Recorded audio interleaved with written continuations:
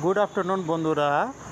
দেখো, এটা লাঞ্চের একটা খাবার। এখানে আমি ভাতের সঙ্গে বাদাম দিয়েছি, ছোলা দিয়েছি, সঙ্গে একটু গম দেওয়া আছে। এই তিনটা আইটেমই ভাতের মতো করে রান্না করে নিয়েছি।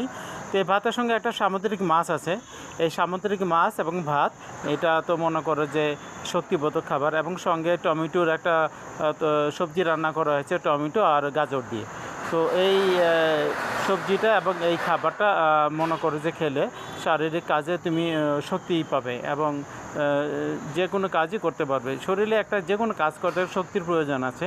তো ভাতে তো সেরকম কোনো শক্তিবোধক খাবার নেই, কিন্তু এই সাথে যে আইটেমগুলো আছে, এই আইটেমগুলো যদি তোমরা ভাতের সঙ্গে দিয়ে একবারে সেইভাবে রান্না করে খেতে পারো, তো আশা করি তোমাদের অলসতা থাকবে না, কাজের প্রতি এনার্জি চলে আসবে।